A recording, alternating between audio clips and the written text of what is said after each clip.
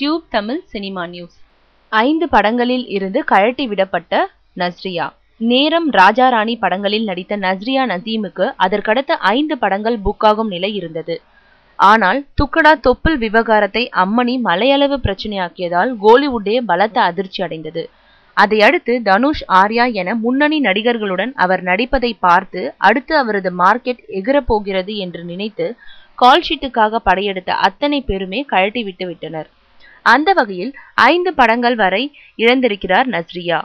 தற்போது அவரது கைவசம் ஜெயுடன் நடிக்கும் திருமணம் எனும் நிக்கா மற்றும் பாலாஜி மோகன் இயக்கும் படம் என 2 படங்கள் மட்டுமே உள்ளது.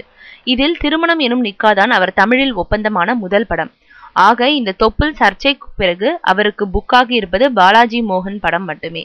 இந்த படத்தில் மம்முட்டியின் மகன் துல்சர் சல்மான் நடிப்பதால் தமிழ், மலையாளம் என 2 மொழியிலும் படத்தை வெளியிடுவதால் 2 மொழிக்கும் பரிச்சயமான நடிகை உடனடியாக கிடைக்காமல் நஸ்ரியா பக்கம் சாய்ந்திருக்கிறார்களாம். இப்படி எதிர்பாராத விதமாக மார்க்கெட் சரிந்து விட்டதால் இனி கோடம்பாக்கத்தை நம்பி புண்ணியம் இல்லை என்று முடிவெடுத்துவிட்ட நஸ்ரியா தனது தாய்மொழியான மலையாளத்தில் ஆழக்காலூன்ற முடிவெடுத்து விட்டார்.